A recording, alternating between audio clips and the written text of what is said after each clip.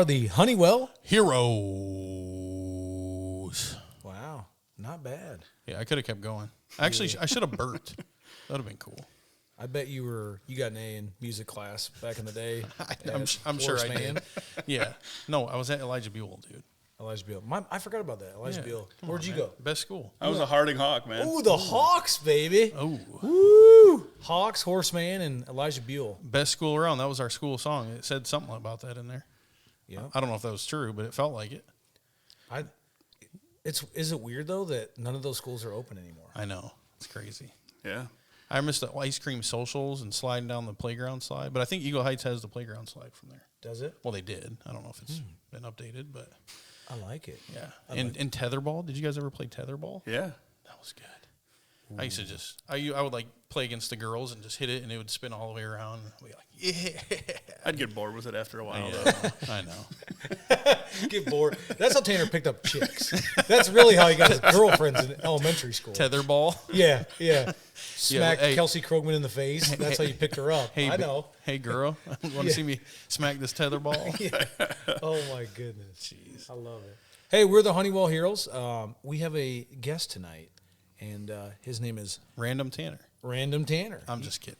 Go ahead. Actually, you are the guest. Random There we Tanner's go. the guest. This is your guys' show now? Go You're the ahead. guest. Random T. Let's go. Now, we got a guest here is Nate Herrig, the Clinton High School head football coach. And why don't you just give us a little rundown on what you do for Clinton High School, your teaching and coaching duties? I teach high school math, mostly Algebra 2, high school football, head football coach, I guess, and then the assistant track coach. Track.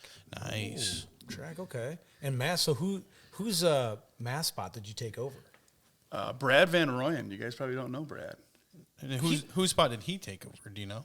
I think he was Greg Dennis. Oh, okay. Yeah. Oh, Yeah. no, did you have Mr.? So I was in his, so for the first 10 years of my career, I actually taught in Greg Dennis's old room. Oh, That's sweet.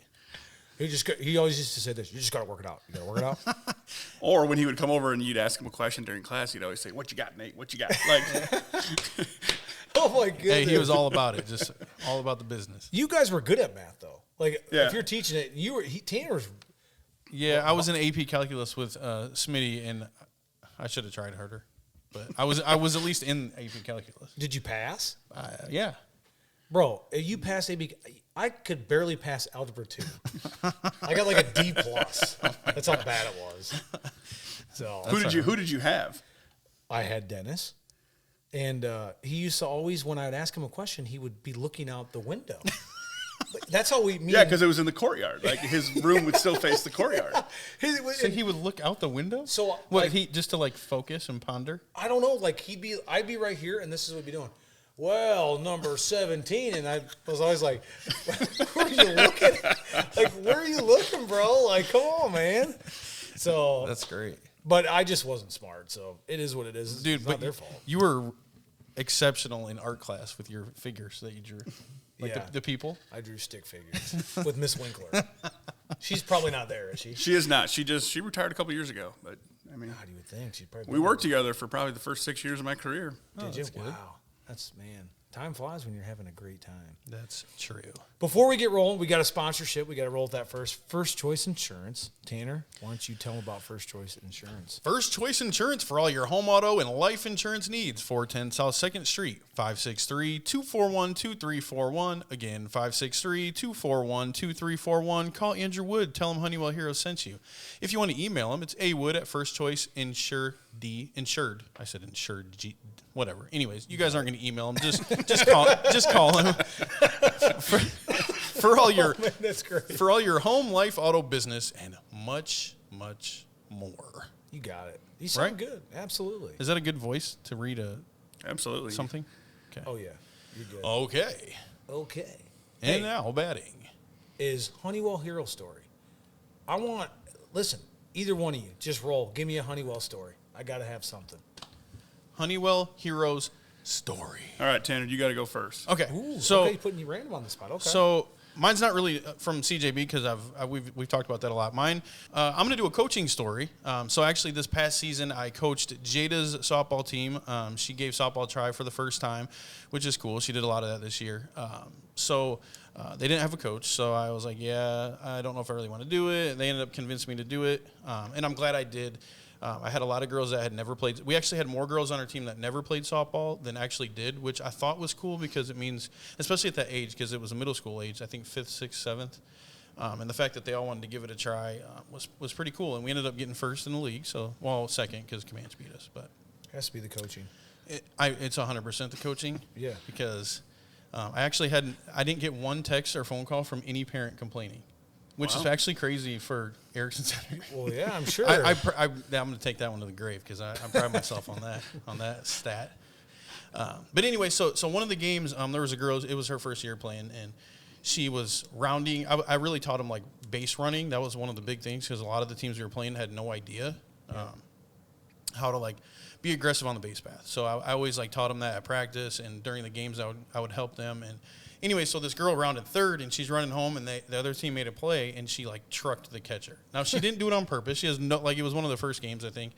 It was hot out. She trucked the catcher. The girl laid there, and literally the entire crowd, the other coach, they all were screaming at her, screaming at me. There was, like, parents, like, literally cussing at me, calling me all these names, like, what do you teach these girls? You teach them to hurt people, and it took everything in me to not say anything back, but I just kind of shook my head, and I'm like, let's just move on. Like, nobody did it on purpose, But it was one of them things where I just kind of like, it was a parent situation where I'm like, they just don't even understand the game. They don't understand, like, for one, if it's one of those things where I just wanted to be like, if you think you can coach better, come coach. Like, our people aren't out here trying to hurt people, and that was my point. And that's my story. So you didn't even say nothing back? No, I didn't. Well, I turned around. I'm like, we're not trying to hurt any. We're not. Our girls aren't even skilled enough to understand how to hurt somebody in a game like that. I can only imagine the thoughts that were going through your head. Dude, you should have heard all the names. What I'd be saying, man. The names he called me were just, I couldn't even believe it. And it was some old guy, and I just kept staring at him. He's like, yeah, keep looking at me. And I'm like, you know what? I'm like, old man, take you out back, I'll break your hip. That's what I'm saying to you, man. So maybe 10 years ago I would have said something, but I was just kind of like, you know what? We're having such a good season. The girls see me positive all the time, and we're just going to keep it rolling that way. So Amen. That's what we did. Coach Herrig, I know you got to have at least one good story. I'm sure you got a good CJ. Man, so you guys got to know, like, I've listened to every one of your guys' shows, and you guys talks about so much stuff, from the pop to playing the All-Star game down at Jones Field. Like, those were all good things. But one thing that probably people, I remember, and I know, like, you guys know Ryan Schubert works down at Hy-Vee. Yes. Yeah. He was on my Little League baseball team. I was on the Indians, which turned into the Giants. Michael Scott Folan was on our team. Jake Yan, we had a good group of dudes. But we were part of the group that had the initial pitching machine come into play. Okay. So was that in Pee Wee? Yes. Okay. Yeah. And they just threw you just heaters right down the middle, just waiting for people to smack home runs, like hit a dinger. And I was kind of big back then. I'm still kind of big now. Like, I hit quite a bit of home runs. Like, if I didn't tell this story, Grant Borgward would be he would be kind of mad with me. Like, they're like, yeah, Herrig just showed up and he just hit home runs all the time. And I was like, yeah, it's because of the pitching machine. It threw it in the same spot every time. Little floaters. Yeah. Go hit it 500 feet when you're like 7 years old. Yeah, that's funny. Oh man, I don't remember the pitching machines. Yeah. Well, I guess I didn't play. Really? My first year playing was going into 6th grade. I can't remember. I don't know if they got rid of it when I played, but I was when I was head ump. They changed and tried so many different things. Pitching machine. We're gonna do coach pitch. They even let the kids pitch in Pee Wee, which was a terrible idea. Let me tell you, those games were. I think it was my second year of Pee Wee they brought it in. The first year was coach pitch. It was actually player pitch, and games were just. Oh yeah. It was horrible. The third inning. The games are over. Nobody's having fun. Like, right. The score would be like 1-0. Yep. Yeah. And then, but part of my tenure as head ump at CJB, they did all pitching machine a year or two, and the games were like 33-31. Yeah. It was fun for it. It's hard to find a balance at that age, I think. Yeah, but I feel like the kids kind of enjoy it. Yeah. That's the part they enjoy. Like, you guys talked about like Duddy Carpenter coming up and throwing smoke. Yeah, Duddy before, did. So I spent a lot of time out there as a kid. We played a lot of ball together. Like, PDX ended up on our team in the blind draft later on. Like, he was a Yankee to begin with. Like, but he ended up on our team later on. So yeah, it was fun to get trades and players. When me and you ended up on the same team, it was the best thing ever. The draft. Yeah. Because it was from the draft. They don't do the draft anymore. Yeah, they Don't do. do. Somebody was telling me the other day they're like they don't do the draft. They do, but the people will rig it now. They'll like a kid will not show up to the tryouts, and then like the coach will like try to sneak him on their teams. Yeah, it's kind of goofy. Not like when they do the tryouts. Still, like, does the coach still call the kid? Yes. Well, they probably text him now, but Because I remember, like, I got a phone call from Mike, from Mike Scott, like Michael Scott, like, you know, Michael Scott, like, so old man Mike, the firefighter. Yeah. He called me the first time, and I was like, this is the weirdest thing, but I'll never forget that like conversation. Yeah, for real. Yes. I was like, man, this is awesome. Didn't that happen to you, Stenda, when you got on the Braves? Because he was screaming like 2 blocks away. I could hear him. He's like, yeah, because we were at my house and we were he was down the street and they called and they're like, hey, you're on the Braves. Did they call you or did they call your mom? Call my mom and she's like, hey, you're on the Braves. And I was Dude, like, it was the coolest I was thing. running outside my house. I was running down the street. Tanner. You would have thought he won the lottery, Yeah. man. Heck But we yeah, kind he of did did. at that age. Man, if you're playing with your buddies at that age, you did win the lottery. Yeah, for sure. Yeah, it was cool. I don't know. My story is not really. I just remember when I think it was my second year we were in the All-Star game and I hit a ground ball between short and third, and Mark Mashevitz was playing first base for the Mariners. Yeah. And I slid. It was a bang play, and I slid into first from the batter's box, and I took his leg out and pulled him off the bag, so I was called safe. And the coaches and the people were freaking out, and they were like, "You can't slide into first base." And Jamie O'Mara and Adam Husenfelder were like, "Why can't you slide? What are you talking about?" Like they'd never seen that. They'd never seen like the sliding in the first, from the batter's box. Yeah. And I remember taking Mark. I just remember Mark had glasses, his big first baseman's mitt on, and I took his leg and it pulled him off. He was probably crying. Oh, huh? he was. Oh yeah. Oh man, Mark. He was such a knew it. little. Yeah, he was kind of a little baby. But Yeah, you're I know. little. I don't care. Right. It was kind of funny. But yeah, that was my story from it. But Speaking of the Mariners, do you remember Cedric? Egbers, yeah. When he played, do you remember Big that? dude. He couldn't even swing the bat, dude. But yeah, he was huge, that dude. Oh my gosh. Well, you should have seen his brother, they were Alex, before that. Like, He was a big. yeah, he was a big dude. He would have been like Kevin Hart's class. Like, he would have been an 04 grad, I think. Yeah, I do remember him, and they all acted exactly the same. Like, it was kind of like this there. yeah, Yeah, nice Alex, guys, but Yep. yeah. Alex, he was a big dude Yeah, he was. because he was like a lineman, wasn't he? Yep. Yeah. Did he play basketball? He did. I don't think he played much his But senior he year, but was- he, I I mean, he remember played a him- lot as a younger. Yeah. Because, like, he played on, like, that, who was the coach of that team? The Duncan dad, Briar Duncan. Briar Duncan. Yeah, you Yep. guys remember that? He lived over by On Sweet Briar Lane. Sweet Briar. Yeah, that's right, dude. That's right off of What are North the 11th, odds? isn't it? Yeah. Yeah, I remember that. Wow. What are the odds? I know, man. Time flies when you're just having a great time with life. That's right. So who? I'm going to ask you this, Herrig. Who was your favorite team to play against at CJB?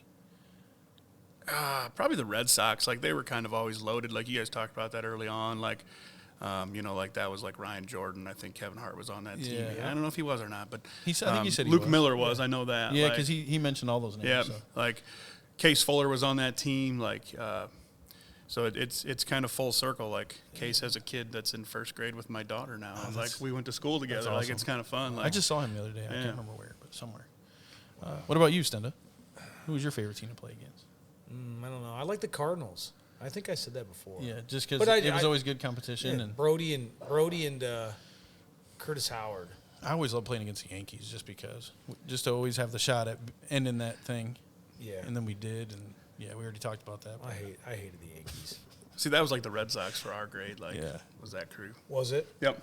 Okay. Yeah, because I remember RJ. Because did RJ's dad coach? Yeah, like they tried to get my dad to like coach back in the day. Like my dad's like, I don't want to coach baseball. Yeah, Like, yeah. Like, nah, I think I'll pass. Well, you have Coach Jordan. I mean, he man, that guy, he was a wild dude. Like, even in high school. Yeah, but also, like Coach Dennis, Coach Jordan meant business. absolutely. He wanted you to show up and play and take it serious. So. Oh yeah, that was hard for some. Like even me. Like I remember junior year, him. He like one time I don't even know what I did, and he was like, said like, you're not effing take it serious or whatever. I'm like, chill out. And he's like, you chill out. Like tell me, I was like, all right, hold on. I didn't mean to say that. Like, because you could usually kind of joke with some of the coach, and he was like you said, he was just a business guy. He wasn't trying to joke about anything. No jokes. Nope.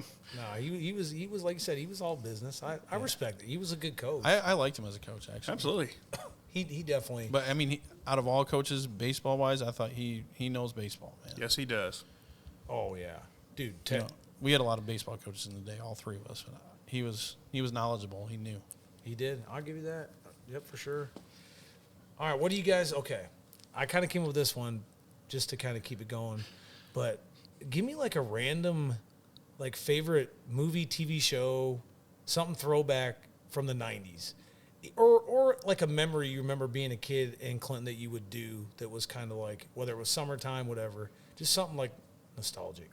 I remember when I was little, I spent pretty much every day of my life at Ben Boothby's house. We ate lunch together. We ate dinner together. We traded and collected Pokemon cards and basketball cards. Like, we were literally together all the time. But I always remember, and this is something that would never happen in 2023, but we rode bikes, and he lived all the way up by Eagle Point Park. We would ride bikes, not every day, but a lot of times to Stars and Strikes and back. Yeah. And can you imagine letting your kid ride a bike that far? I mean, that's probably over a mile. Oh, yeah. Oh yeah. And we were just out here, out and about, enjoying the weather, enjoying life, and probably annoying Joe at Stars and Strikes. And but yeah, I really, I wish the kids these days could have those type of memories too, without having the parents to be scared or just, you never know what you're going to run into these days. Right. But yeah, that's probably one of my favorite parts about being a kid is being able to just be outside and free and not have to worry. Yeah. So I got two for you. Yeah. Go. So one was, I don't know if you guys know where my parents live. So my parents live on Springdale. Right Yep. by RJ's. Yep, right across the street. Oh, So really? we played a lot of, like, before that was a through street, man, we played a lot of wiffle ball there, like tennis ball with, like, baseball bats and a tennis ball. And you hit the parents' house, like, that was an automatic out. You hit it over the street, like that was a home run. Like, I mean, it was me and RJ and Petey and then Michael Scott would come up. Like, I mean, we had a whole slew of kids that would just be playing in the side yard all the time. That's awesome. So like me and Petey and Michael Scott spent a lot of time together. We played baseball together, and we would ride our bikes, like you said, Tanner. We would ride down to Michael Scott's house. He lives down off of 3rd Street there. And sometimes we would go over to Clover Hills, and we would bug those guys for, like, hey, can we get some refrigerator boxes? Yeah. And we'd have these elaborate forts in the backyard, and Charfolin would always make us, like, sweet corn for lunch, Yeah, and then, that's like, what- and we'd that's get on our awesome. bikes, and we'd buzz up to the north end, and we'd go to Tasty Freeze and see what other trouble we could get into. And our parents had no idea where we were at or what we were doing. And everything was all good too. That was, for the most part. And if somebody did call, you'd hope you beat your parents home to delete the message off the machine. Yeah. No, they never called. Yeah. Delete. Now it goes right to their watch. Like, No way. You have no way to beat it now. Well, yeah, now they got Life 360 and all that. You can't hide nothing. I would not want to be a kid today. Yeah. Well, they ain't got a choice. No, they don't. Right. No, I get that part. But I mean, I But now I know what you're saying though. Man, I feel like it's tougher.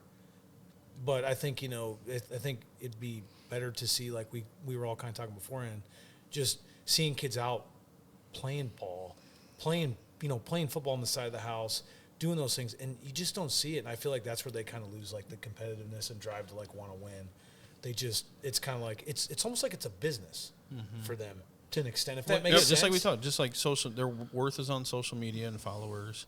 But, we talked about this in another episode, but since we're talking about, like, wiffle ball and backyard baseball stuff. Remember? that was our worth. Like, if you got beat, like, you felt deflated when you came inside. Oh, like, Yeah. That popsicle didn't taste as No, good as right. if you got beat on the side yard. No, Like, you're right. It didn't. It was way different. You were bummed about it.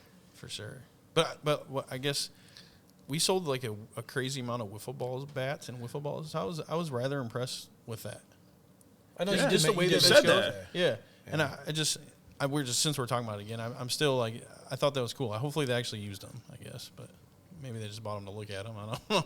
I don't know, but just the fact, because even before we had the idea of the podcast, I was even like mind blown in here. Like every day there's kids coming in. I'm like, this is pretty cool, I mean, we even had some Nerf bats and they all sold out. So Dude, that's awesome. yeah. Get a ball. Yeah, it'd be cool to see that stuff more, but I don't know. I mean, how do you? But it like we were talking about before, it could still happen. We might just not see it as much. Like we were in it. That was our life at that point. Right. That's not our life right now. Like we got jobs, we got careers, and we got families to support, and Pittsburgh Steelers fanatics to take care of. And Let's just all quit our jobs and play backyard baseball. Let's do it, man. I mean, you got to be a Steeler fan if you want to win. Wiffle ball bats are cheaper than bills, so yeah. They are. Yeah. let's we should go. just win the lottery. That's cool. Yeah, we could do it then. You said Tasty Freeze, and then we can move on. But that's what I had down for, like, the throwback was I had this bike, and my bicycle was It was a turbo 480. How do you remember that? I don't know, because I remember my mom bought it for me, and I used to, like, after I'd, like, ride it, I'd be like, oh, I bet the turbo's down to, like, 350. That's what I'd be saying to people, and they'd be like, what? I'd be like, Your gas tank was getting low? yeah, the turbo's, going down. But I used to ride up. I lived down McKinley Street down here, like 2100 block. Did you? Yeah, for a while when I was, I think, first and second grade, and we would ride up here all the time to the Tasty Freeze, and I'd always get, it was the frozen chocolate banana, and it was like 49 cents. Like the monkey tail? Yeah, the monkey tail. That's what it was, the monkey tail. Yeah. And that, man, I loved that. Every day I was like, I'm going up to get that, and I'd try to, like, steal change on my mom's car so I could go get it. All right, so Tanner, what was your go-to at Tasty Freeze? Were you a Tasty Freeze guy? Yeah, I don't know if I had a go-to. I'd always get, like, the slushies, or I think I had a banana split a time or two. I don't know. Okay. What about? I was a big fan of the crunch, like where they would, like the machine that would go around and would dump the crunch on the ice cream cone. Like that was always my go-to. Yeah. Man, that's crazy, because that's right next door here. Yeah. It's if you go over there in the parking lot, you can still see their floor, like the tiling is still out there. Really? Wow. It's weird. Yeah. Man, we need to bring that back. Okay, do it. I'll open it up. Yeah. I never saw anything because I just eat it. JP's Tasty Free. Just open it to eat it, and that's it. People are at the lines, and here I am eating all the ice, sucking everything They'll out. be like, are you open? Nah, I'm not open. We were, but I ate it all. Oh, man, that is great. I don't know why now we're talking about that. Somebody told me a story when I was a kid, and I believed it. They said when the Tasty Freeze had shut down, that a guy had sucked all of the ice cream out of the machines, and that's why they had to shut down. Like permanently? Yes, and I believed it, and I thought, oh, that's why it shut down. That he had, and I just imagined like all the machines going, he was sucked all the stuff out of there. It was gone. You didn't wonder how he was doing? I don't know. I mean, you're just pissed that the place closed down. Who cares about him? Yeah, exactly. Like, man, what the heck? Can you just fill the ice cream machine back up? Yeah.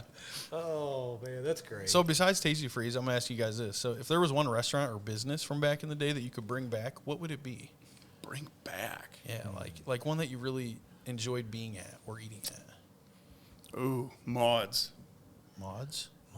Where was that? Was that so downtown? Maud's was downtown. At Clinton PD, the police department. It's like the hot yoga thing now, Oh, or yeah, something, yeah. And I'll never forget. Like we still talk about this. Like they had the smoking, non-smoking sections, and it was just a piece of lattice just separating, just separating, just smoke just billowing across your cheeseburger. Like, yeah, I do remember that. Oh my goodness! Wow, that's good. I can't believe. Isn't that crazy? We lived in that era that you could smoke in a restaurant. Yeah. Or the old Frontier, man. Yeah. Old Frontier, yeah. Ramada, good. Remember the Ramada Inn? Yeah. That was cool. That was like the coolest hotel. I remember swimming there and stuff. Yeah. Would you stay there now? No. Yeah. I think they just closed down again. I think if you're going to go there, you're probably not involved in anything legal. Anyways, I'm not going to say what's going on there, but I think you guys can draw. Yep, you can paint the picture.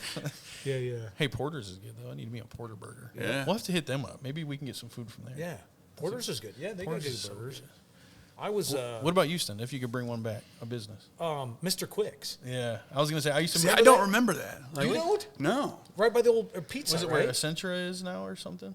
So it's or in that the dry area. cleaning business, right? It's 19th Avenue North and 2nd Street. Oh, okay. So right by the Walgreens. Then they used to have like a thing where you could get like a whole bunch of, was it burgers or hot dogs and then fries? It was like a whole pack you could get. It was something crazy with. I remember because we had a membership at Meadowview Pool, and we would always get that food and bring it up there and sit at the little table. Yeah. And eat it, so.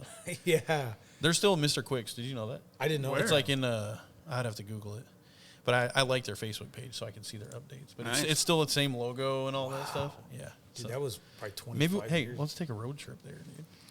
I think it's kind of fun. I'm down for it. Okay. I mean, I'd eat just it. to go to Mr. Quick's. Let's do it. I think it's in Missouri or something. That would fit Missouri. Yeah. It'd be a good, Missouri. Man. Missouri.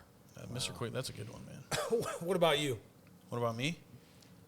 You can't use Mr. Quick's now. Well, I can't know. I would say either maybe Paul Revere's or Stars and Strikes. Remember Paul Revere's Pizza? Yeah. That was up on Main. That was I Main think it was right Avenue. over here, wasn't Yeah. it? Yeah. But yeah, and then obviously Stars and Strikes, man, just because I spent a lot of time there. Yeah. At Sergeant Strikes, I got caught stealing from there once. Did you? What, sliding a little card out of his book or what? He had remember he had those books? Did you ever go in there? Oh, yeah. Remember it was like the $1 books. He had the books with the cards. It was $1, but it was 50% off. Yeah. And I would bring my cards in there, and I don't know. One day you stole $1 card. I was. It's terrible. I was like 4th grade. I would have bought it for you, bro. I was like, he was kind of busy, and for some reason, and I was just like, oh man, like took the card and I slid it under like the other cards in my book. Well, when I went to go pay for some stuff that I got, I was like 4th grade, and he was like, he would always look at my cards, like be like, oh, I would buy this, or you can trade this, and he saw a card and he's like, hey, did you pay for that? I was like, I think I said like yeah or no, and he's like, he took them, and I think I took 2 cards, and he's like, hey, if you ever do that again, I'm calling the cops on you. No. Yeah. And I was like, oh, okay, so I give him back. It would have been $1 to buy the 2 cards. Oh my God. And I remember having to tell my mom that, and she's like, do I have to go in there? What did you do? And I was like, oh, he caught me stealing. She's like, why were you stealing 50-cent cards from the book? Now that you're saying that, I actually got caught stealing cards at Target. I took a pack into the aisle, and I opened it, and then they caught me. Oh. That was dumb. I was so little. I don't know why I did that. My mom's like, I would have just bought it for you. Like, you said to ask me. I don't know what was going on in my brain. Don't steal, kids. Yeah. Okay? Do not steal. God, I love it. Unless you're stealing a base. Yeah, that's right. Like Nate Herrig. Yeah, sophomore year. Yeah. Yeah. Or me. That's all I could do that year. I You, think that was my shoulder year. That was the shoulder summer, like. okay. So. That's right. Andy Merrill. Coach Merrill. Yeah. Merrill. I haven't seen Merrill for a long time.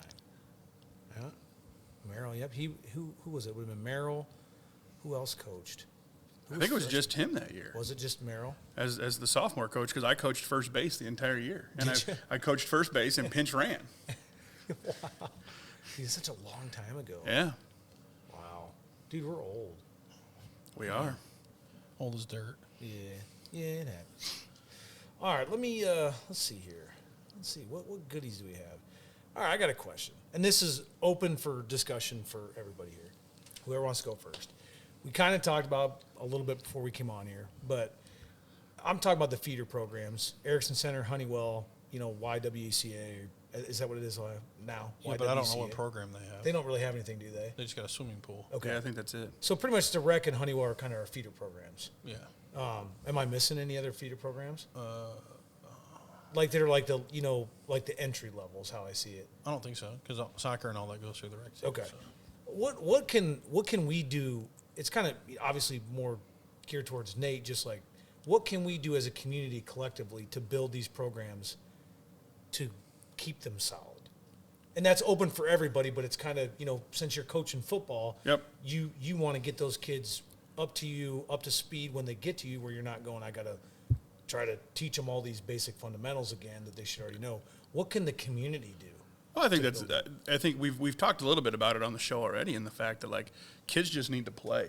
Yeah. We played outside as kids. Like we were competitive in the side yard, whether it was baseball in the summertime, tackle football in the snow in the wintertime. Like we were always doing something. Yep. And we just need kids that are outside doing something, whether it's in the rec. Doing the fundamentals correctly, just having a positive experience, I guess, would be the big thing. Like sometimes you see these kids that are getting yelled at by coaches, like I even caught myself doing a little bit with my daughter. Like she played softball this summer for the first time. She was 6, and she just wants to play with the dirt. And I had to take a step back and think, she's 6. Let her play with the dirt. Like, who cares? Like, Right. The softball will come if she wants to do that. Like, whatever she wants. But we just need people to be positive, teach the fundamentals, support the programs. Like, I go to a lot of basketball games, a lot of sporting events at Clinton. Like, you don't see a lot of young kids, especially in Yord. It's cool up at Yord. They got that, the south part of Yord where they keep those bleachers pushed in a little bit, and the kids can just kind of roam. Like, you don't see a lot of kids just roaming up there. Like, bring the kids, let them watch an A.J. Russell and Addison Binney play sports. Let them look up to them, and this is what I can be someday. Because I remember feeling that way when I was little. Right. I mean, we were always at all the Pony games. It was packed. We were always there. Yeah, absolutely. All the Clinton games, we were always there. It was it was always packed. So I mean, that's where you went to hang out with your buddies. Yeah, like, if just, you had an off night at Clinton Junior Baseball, you still were there hanging out with your boys. Yes. Like, Right, yeah, Yes. you didn't leave. Yeah, you're right, you didn't go home. I mean, that was like what you kind of strive for. Like, you were excited to go play. You want to win. You were upset, but you still stayed. And yeah. you'd like to see, yeah. Hey, so-and-so's that does playing make a tonight. difference. Like, let's go watch that game, Dad. Like, yeah. I think that does make a difference, and you're right. You don't see a lot of it anymore, but It's I don't know. sad, though. Do people not have as much time these days, or does it just feel that way? I don't know. I think the time is still there. I think we have something in our possession that is sitting in my pocket that Yeah. takes a lot of time away from people that they think that they tend to forget about. I agree. Yeah. I mean, so here's some further question for both of you. Maybe for those feeder programs, like we kind of talked a little about the coaches, like, they can't even they're having people coach that don't have a clue. And God bless their heart, they want to help. But, we've talked about the feeder programs are the most important, for the long haul when they get to high school and beyond that. What could maybe like Honeywell or the Erickson Center do like for incentive to get coaches to want to coach? What outside of money? If that makes sense. Like if you're coaching football at Erickson Center football, 5th grade, what kind of incentive could they bring to the table to be like, hey, A non-contact rule with parents? I don't know if that's right or wrong to say, but sometimes I feel like parents they need to support like what their kid is doing. Let your kid go out there and fail. Let your kid go out there and have some fun. Like, absolutely. Yeah. And it's okay if your kid isn't starting at first base or whatever, wherever you want them to be, it's okay. Because like even with us when we deal with like the middle school coaches, like don't put a kid in a position that I want every kid that plays the rec league to touch the ball. Right. Every kid that plays rec league to throw the ball. Yep. Because what if you grow up, you were a chubby kid as a young kid, but all of a sudden you go through a growth spurt and you're 6'4" and can run like the wind. Yeah, exactly. And now you've only ever blocked, and if you just play center and you just stand in one spot, is that good for you? Is that good for the kid? Is that good for the sport? Like, listen, I played offensive line.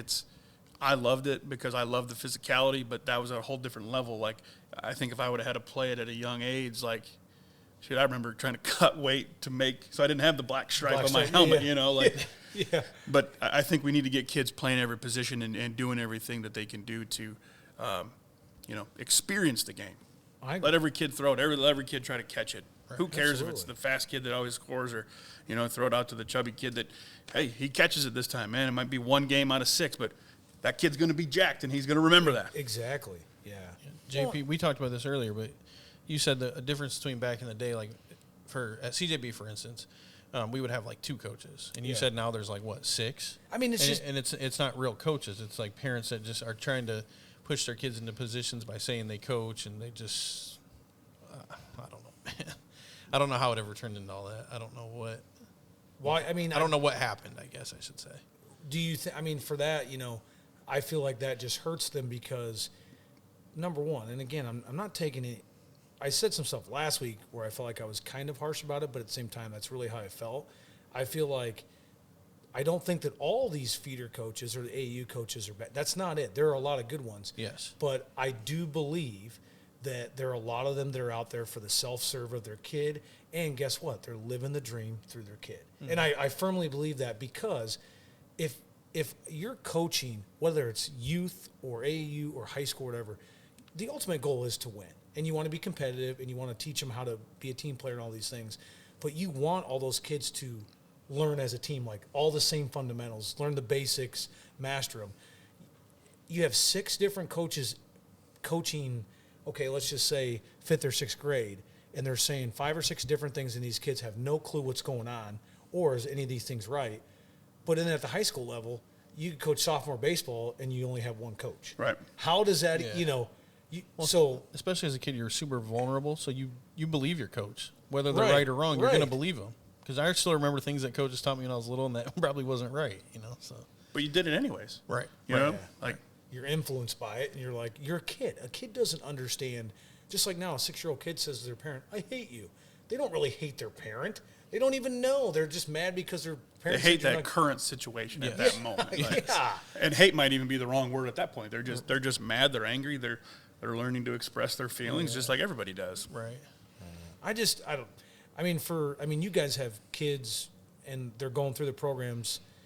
So, I mean, you guys are seeing more of that. And plus, you're obviously coaching all the time. But I just feel like there's the disconnect there is just, you just have a lot of people just living the dream through their kid where it's like you were getting back to what you both were saying is just let the kids go play.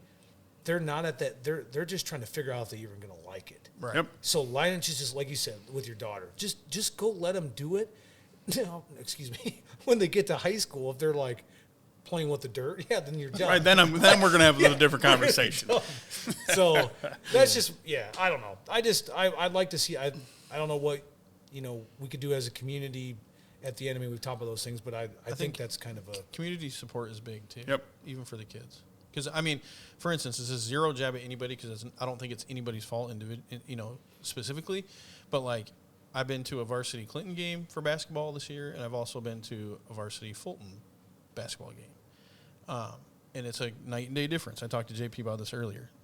You can barely even find a seat at Fulton, which I know their gym's smaller. But just the community support is night and day, and it shouldn't be because I wish I could see it at Clinton too, And I don't know whose fault it's not really anybody's fault.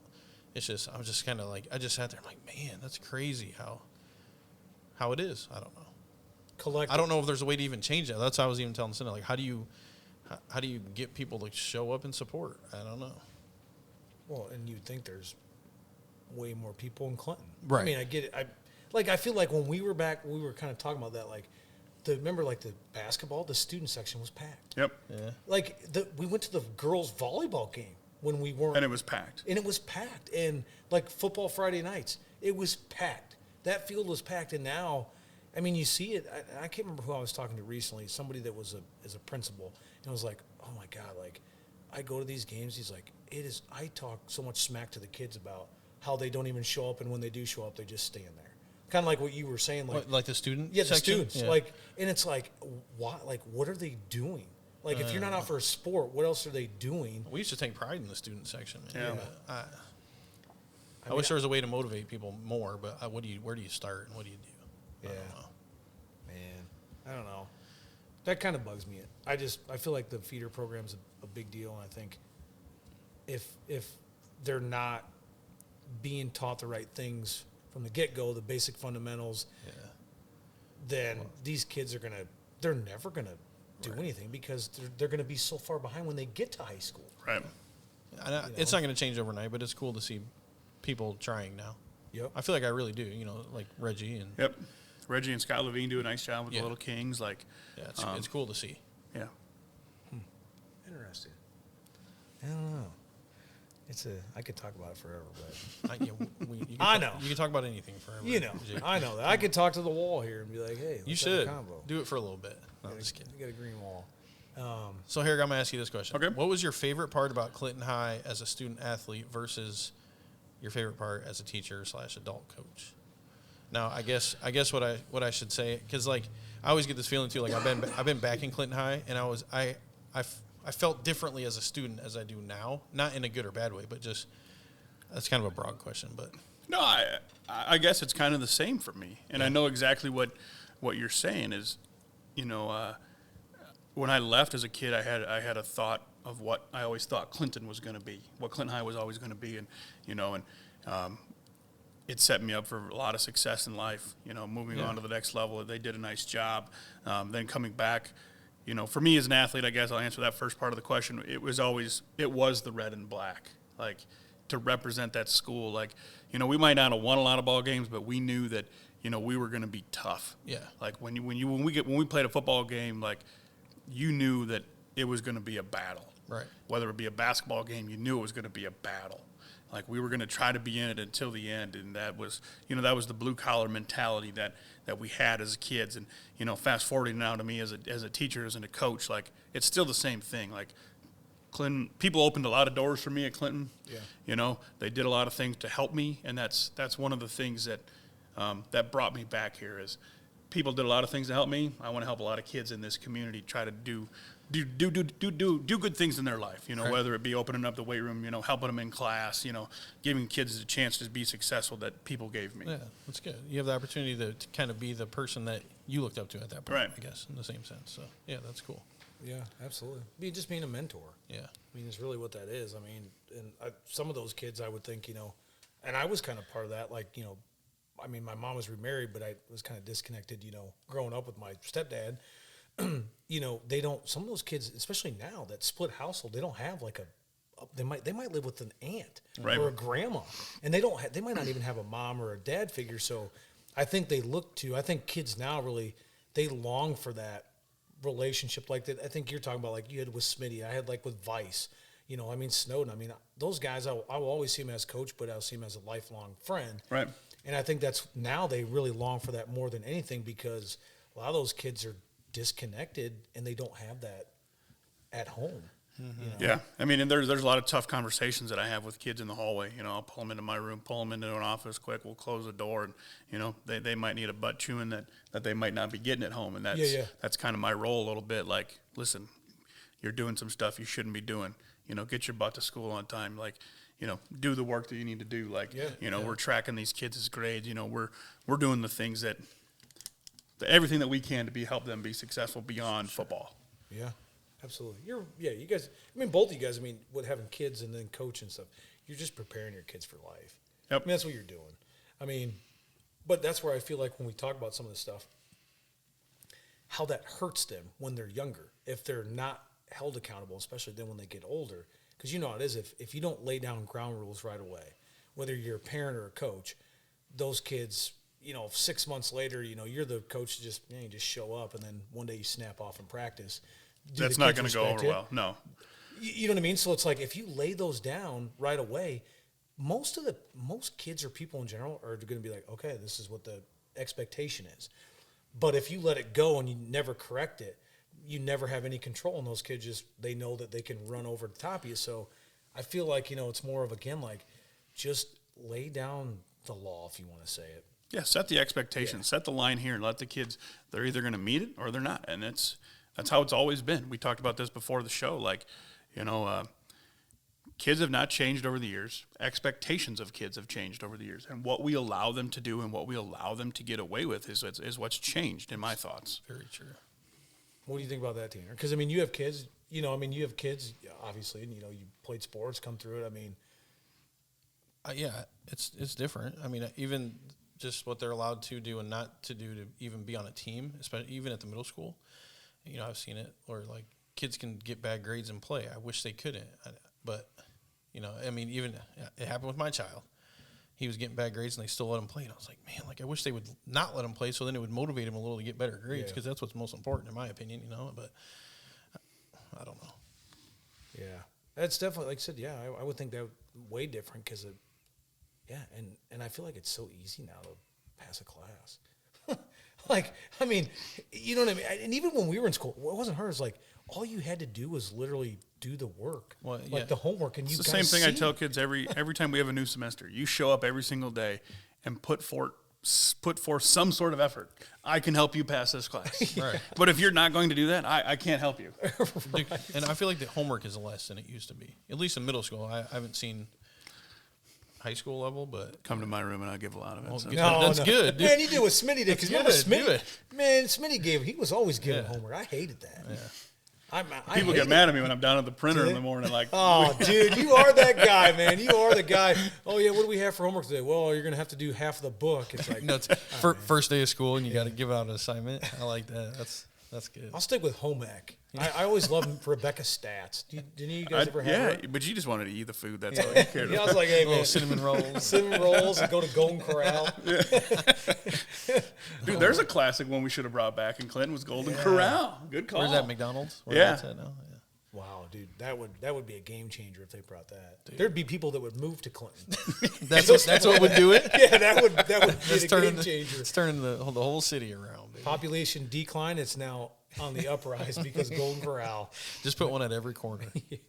We're back in business, baby. Okay, so senior year, you're coming out to the field. What song are you listening to in your headphones?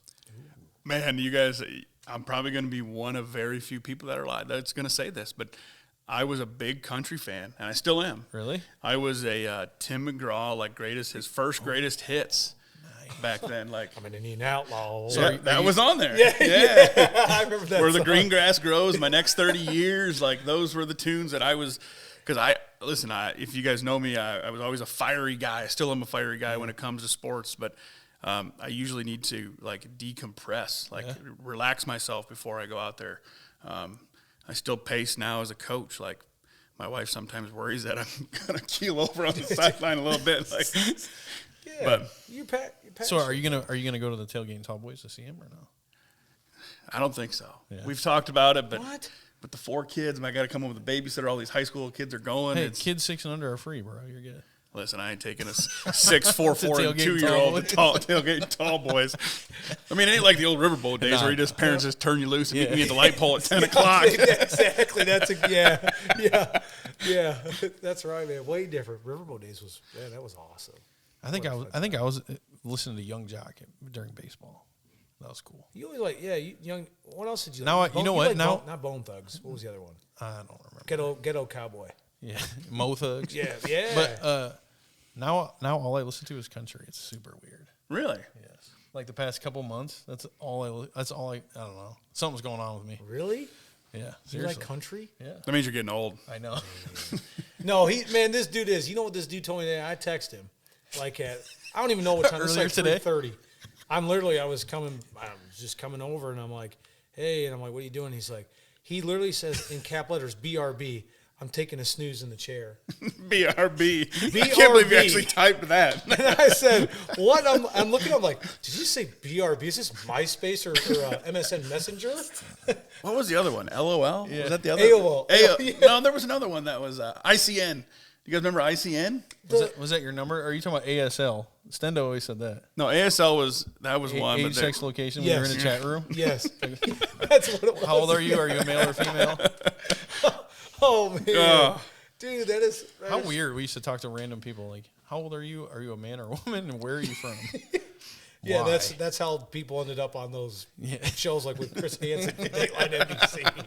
It's like, oh yeah, I'm going to meet my friend. Yeah, you're 48 and he's 13. Like, I probably shouldn't do that, but okay. Man, that is. I love bringing up the old school stuff. Yeah, I don't know.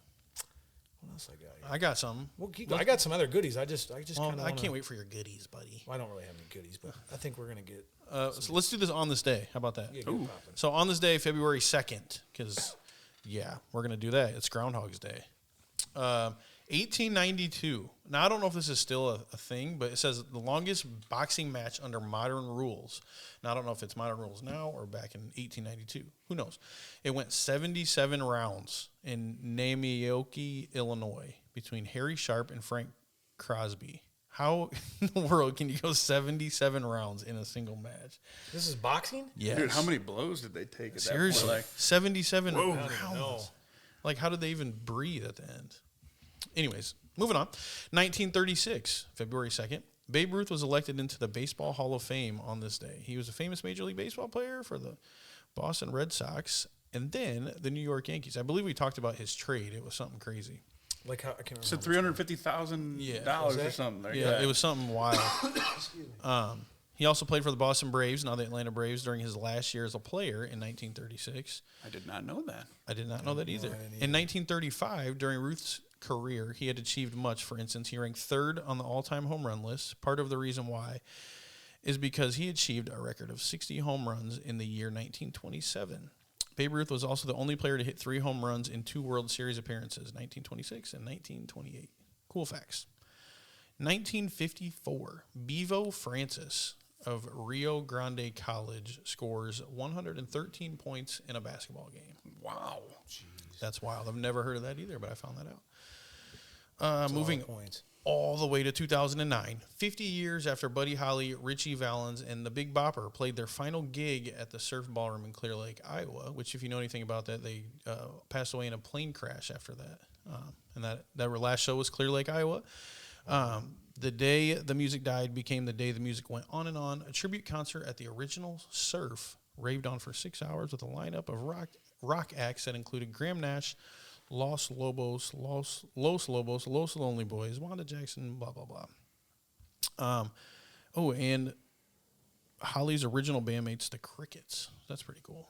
I've actually looked into a lot of that before, and I was trying to do a show at this place called the Surf Ballroom. It was a Sir Mix-a-Lot show. Where's it at? Clear Lake, Iowa. Oh, Clear Lake. Yeah. I've been up there. So that's where the I famous. got kicked out of a bar there once. Did you? Awesome. Yeah, I'm not. And this was like in the last 2 years. I'm not gonna lie. So You got kicked out of a I got kicked out of a bar. Yeah, I was with 3 other dudes I was working with. You know, we were obviously off duty, and they told me to leave, and they're like, this bouncer dude. I really didn't even do anything. Or I don't think I did. So we had to leave. So, I'll never go back there again. That's never. Fun. But anyways, Sir Ballroom had Sir Mix-a-Lot there. I think it was last year I was trying, but I thought that would have been cool because of this situation. But anyways, moving on. 2020 Super Bowl, Hard Rock Stadium, Miami Gardens, Florida. Kansas City Chiefs beat the San Francisco 49ers 31-20. MVP Patrick Mahomes. It was his blah blah blah. Chiefs' first victory in 50 years. First Super Bowl victory. Oh wow, it's been a long time. I don't think that. I don't. I'm not a Chiefs fan, but I thought this was. I figured we could talk about that. So. Pat Mahomes. Yeah. Okay, so who y'all roll with? Okay, let's say AFC right now. Who you picking? Who's going to get in the Super? Are the Bengals going to blank them again 4-0? Is Burrow the man, or is I Pat hope Mahomes? so. What? I'm going to go Kansas City. Are you? Why? Can I ask why though? It's hard to beat a team 4 times in a row, especially at that level. And what these guys are doing, you know, the people that they're doing, they'll probably hire somebody special this past week to, you know, break down all their film, find this random play like you hear about, like Bill Belichick always does with the Patriots. You know, Andy Reid's he's got something up his sleeve. Yeah. Well, he probably does. Yeah. 4 times is hard. Whether it's youth football, NFL, it don't matter. 4 times is hard. Yeah, that is true. What about you, Tanner? Who you got? I'm going with Joe Burrow, man. Yeah. Just because I don't like the Chiefs. That's why. I don't have a reason why I don't like him. He just want to go with Burrows. Yeah. I don't like Burrow, and he's AFC North. But you know what? I don't think that after watching that Bills game, I just don't think. How do you stop him? He's got Jamar Chase, Higgins, Boyd, and Joe Burrow. I mean, when they bring heat and they offensive line picks it up, he's as cool as what Stuart Scott used to say on that. Cool as the other side of the pillow. Yeah, that dude will he slices and dices. I don't know how you beat him. I really don't. I think their defense I think is better than the Chiefs' defense. The Chiefs' secondary they're young, and I think that Burrow's going to pick them apart. How do you the Bengals basically have 2 number 1 wide receivers. Yeah. And then you have Mixon to throw in there. I don't know. I mean, I don't care really who wins because Steelers aren't in there, so it doesn't matter. It really don't matter. But, yeah. Maybe in your heart they are. Yeah, they should be. In a couple of years we will be. There we go. We got Kenny Pickett, man. There we go. I like it. He's the new Big Ben. Big Ken. That's right, Big Ken. There you go. Big Ben. All right, I got to start bench cut, though, for you guys. And I want to do NFL because we got Coach Herrig here. I'm going to start with you. Start bench cut, okay? Okay. Randy Moss, T.O., Chad Ochocinco. So I'm going to start. You got to start one? Start Randy Moss. Bench one, cut one. Ooh. I'm going to bench the Ocho, and then I'm going to cut T.O. just because of his antics. I just struggled with those. Yeah. Yeah, I think I would agree with you on that. I think Tanner, I know you remember those 3. Yeah, dude. I was going to say, I know you have. I know we've talked about. We're going Randy Moss, bro. Yeah. So who you going? That's the only one I care about. So. You taking Moss? Yeah, that's it. And you just going to bench the other 2? Sure. I didn't know that was an option, but it is now. It is now. I mean, I think you rolled it because I'm taking Randy Moss. You know, they were comparing him to, the Justin Jefferson from the Vikings. And Justin Jefferson had more receiving yards, like broke the record for the all-time for the single season, whatever, for them. But, the touchdown comparison to him and Moss is cut in half. Moss had double the amount of touchdowns he has. I feel like every time you turned on a Minnesota Viking game back in the day, Moss was always scoring a touchdown. Yeah. Yeah. He's mooning the Packers fans, Dude was he was just a dog. Like, he had like a game where he had like 3 receptions for like 175 yards. Yeah. And it's like, I don't know. I still think he's I guess I didn't see a lot of Rice because he wasn't in his prime, but I still think Moss is the best receiver of all time, in my opinion, at least that I saw. I don't know. That's tough because you look at what Rice did in that era. Yep. With when it was ground and pound, and all Jerry did was catch balls and score touchdowns.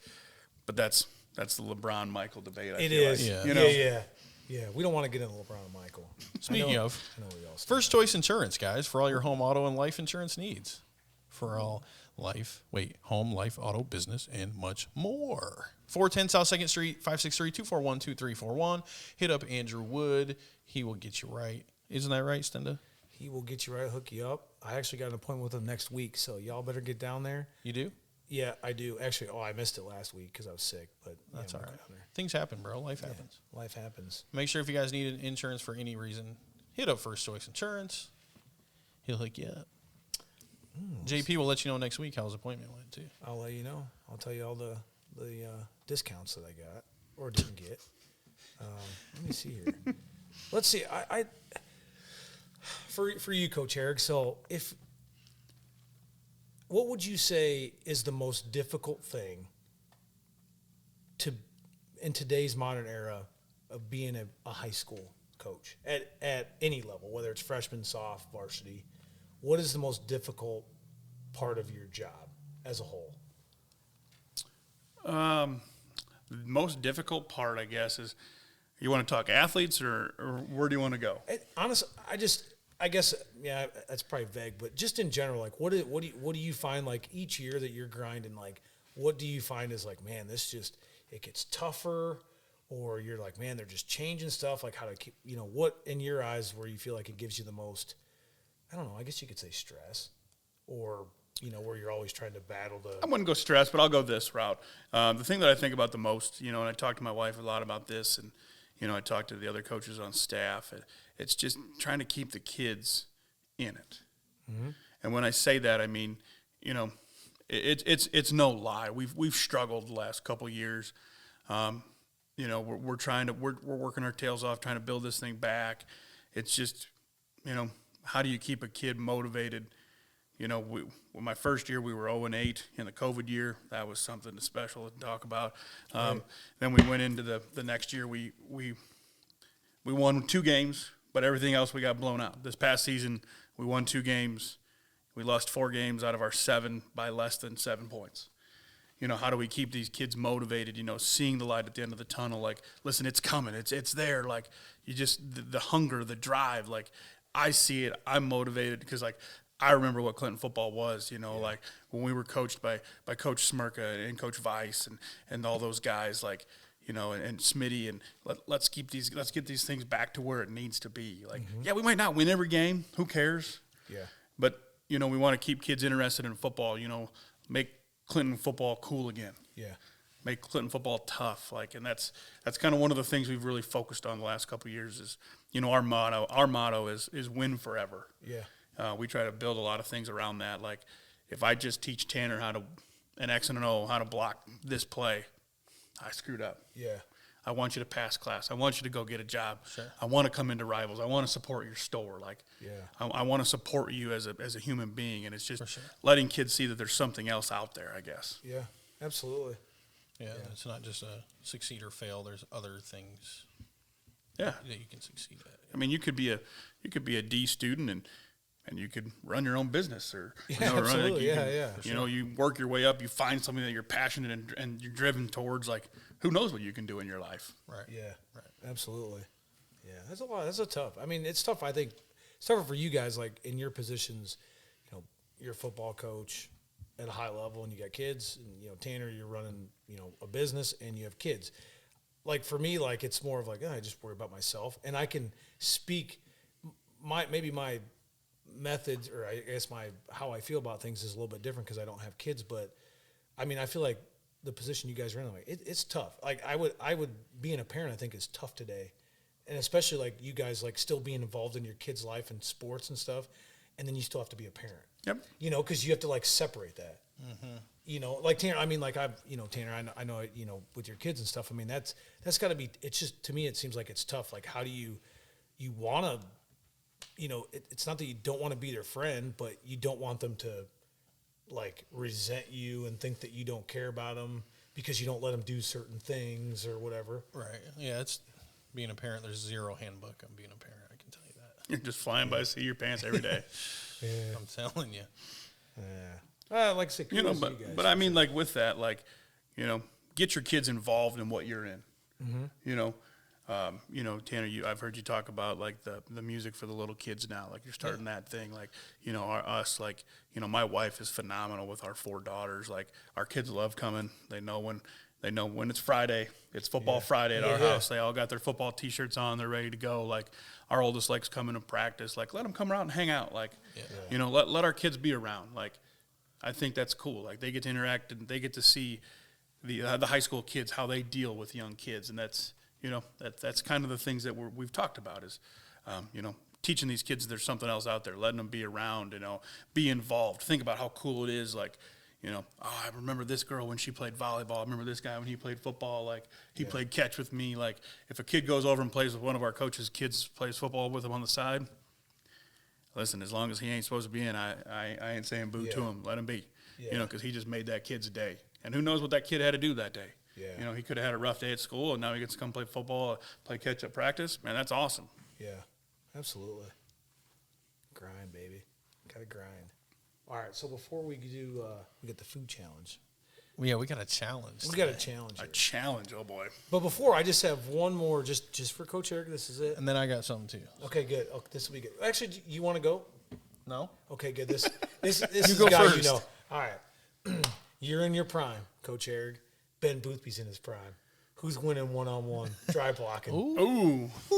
And I'm taking Nate Herrig. When I remember you were, you know, 6'4", 245. Like you're. Now, are we talking prime Clinton High or prime I'm gonna say UNI Panthers? Like, Ooh. because you got to remember, Ooh, I like didn't think we about were that. there at the same time. Like, I was starting on the O line, he started on the D line, so it was a let's- battle. we're It was a taking battle. Like, We're taking UNI. We got to take UNI. Not high school. Let's take UNI. Okay. I want UNI. And your guys' prime. If you just one-on-one, man, Boothby's never going to see this anyway, so it's not going to matter. I'm gonna give it. I'll give it to Boothby. You think so? Absolutely. He's too short. Dude, he was an all-conference player in our conference. He is. He was a dude. Like, he was. Okay, you guys talked about, you know, Tony Bassett and him squaring up. Yeah. Yes. That's how he was every single day at practice. Really? That's how he was. Like, when he went there, like, something just switched, and he just became a menace. Like, Really? he was always in somebody's business. See, I see that. I've believe never it. had a lot of opportunities, like even, you know, junior, senior. I never really had, you know, I was always like, you know, bopping him. You know, I was 6 foot, bopping 6'5", and I was just like, hey, just get your hands inside. You can get the leverage. But you know, Ben, I think I've heard other people say that about him before. Like, he was kind of on a different level when he was. Yeah, because, like, he got on, like, I mean, we had the strength program back then, like, but he got up there, he was regimented. You know, I was the same way. We put up these, you know, I don't talk a lot about myself, but we put up some pretty big numbers. Oh, I'm sure. And we lifted a lot of weights together, and that was big. Yeah. Well, you were strong as hell in high school. I remember that. I was kind of just big, though. I remember what that man. You know, for how crazy strong and beast-like Boothby turned out, when he was younger, he was such a Pud. klutz and just so uncoordinated. I remember when we used to at Stockwell, and I know Chris has told the story before. We'd go out there with Chris, and we'd play catch with the baseball, and Chris would throw it as high as he could in the air. And that one time, I'm not even kidding, he probably threw it 100 feet in the air, and it came down and literally, it didn't even touch Boothby's glove. It hit him straight in the forehead. And he had the biggest knot on his forehead for so long. He was bawling. But, yeah, he just had no coordination. So it's crazy how that turned out for him. But he's like a prime example of, like, hard work and just, like, wanting something bad enough and going to get it. So, You know, but I think that's what made, like, you know, out of the 3 people that I know that have gone to UNI from Clinton, I will admit it, I was the least successful in the football realm. Like, you know, but we were blue collar kids with a chip on our shoulder that, you know, we always felt like we were kind of overlooked, and we wanted to prove ourselves, and we were put in a position to do so, and we had some success. Yeah. I mean, I didn't have the David or Boothby success, but I mean, I had a good you're career. still there. I mean, I started. I was a team captain, like, you know, like but I wasn't I wasn't a Ben Boothby. I wasn't an all conference, player like he was. I mean, he was a dude. Well, I don't think that like the success is measured by, I mean, the accolades and stuff. Okay, that's by voting. I mean, we see that in the NFL, like the profession. Yep. I mean, to me, it's kind of skewed. It's like, okay, I mean, look, every year it's a quarterback that wins the MVP, and that's all they base. I mean, I feel like, you could say that like, okay, yeah, Ben was all conference, but at the end of the day, I think all three of us were good teammates.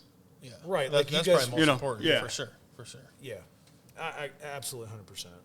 So, anyways, moving on. I got a story, and then we're gonna get right into the food. Okay, just a quick story. So I remember you're good, man. Back in the day in pony baseball, my first home run that I ever hit, guys, and I think this was the one that I hit off Dylan Schnee. Ooh, I'm pretty sure. Schnee, sorry, man.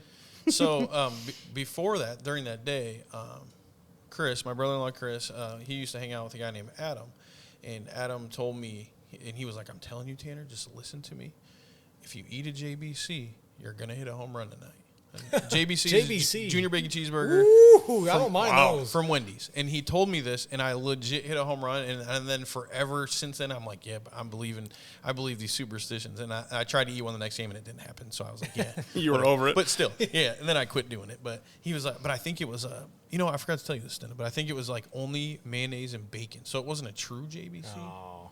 But still, it's close. Something like that. I don't know. Still tasted good. So anyways. Yeah, hell yeah, it does. Yeah. Oh, yeah. Fire. Yeah. Speaking of fire, I missed the snack wraps at McDonald's. Ooh. But anyways, so we're going to do something a little bit different tonight. Usually we eat a local establishment's food, but we're unsuccessful. So if you do own a restaurant and you want us to highlight your food on the podcast, hit us up. Hit me, JP, hit the Honeywell Heroes page. So we went with some JBCs tonight. What we're going to do, what we're going to do tonight is we're going to see who can finish a JBC first. Coach Herrig, you in? Sure. I mean, we're going to have to do it. I mean, it's going to be so nasty. I mean, awesome. You got your practice jersey on from back in the day. Like, yeah, I wore this for you. I thought I was like, man, we get all Clinton people. I got, I'm like, for some reason, Stena got 6 JBCs. I don't know. 6. Well, he said just in case. Send them home if you guys get hungry. I mean, I'm not going to leave you guys empty-handed. Just in case. You pass them down. We got some cold JBC. Ooh, dude, look, but you know what? That means they're gonna slide down a little bit easier, being greasy, This is gonna be great, dude. Oh, look at that. Oh, baby. Dude, I can't even tell you the last time I had one of these. What, are you serious? Yeah. Listen, we got 4 kids. We ain't gonna have to eat all the time, bro. Yeah, it'd be about $100 at a fast food place now. Yeah, I guess you gotta probably. Hey, thanks, Stenda, for this wonderful treat. All right, so I'm gonna get dominated right now. I feel like I don't know. I don't know. This is. I'm gonna have to be like Kobayashi, the guy that. Last time I was got a glass of water to dip your JBC in. I got a little drink over here. No, you gotta. I should. Bro, I know you gotta. Steam wheelers, well done. I mean, you know what I'm gonna do? I'm gonna move the old computer. No, you don't. You can't use a drink. Don't cheat. Okay, fine. All right, so. What the? All right. Have you ever been in a food eating contest before? I have not. No, have you? Yeah. What'd you do? So see, this is why we didn't tell you. We didn't want to prepare you for this. Man, what? No, but we were always part of the My Waterloo days over in Waterloo when I was in college. Yeah. And they would have like a rib eating contest. Yep. So they'd always bring in, the linemen. We would always come over and we'd be scarfing down some ribs. I usually finished last because I was like, man, these are too good to be just inhaling right now. Yeah. So that was the only time I've ever done that. Up in the Lou. See, I live like 15 minutes from Waterloo. Nice. Yeah, Waterloo's kind of a rough place, but the Cedar Lou, man, it's a good place though. Oh yeah, and Cedar Falls. Yeah. Oh yeah, dude. Well, then you have an advantage, man. Not much. It's been Shouldn't. shit. We're talking 12, 13 years since I did that. Well, way more than that. It's time to go, baby. All right, so random. Are we gonna you want me to count down?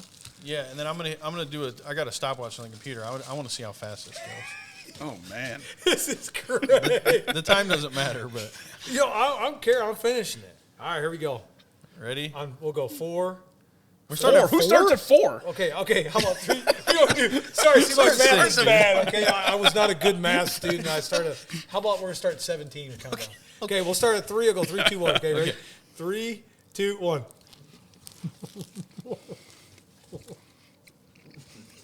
Oh my god, it was so dry.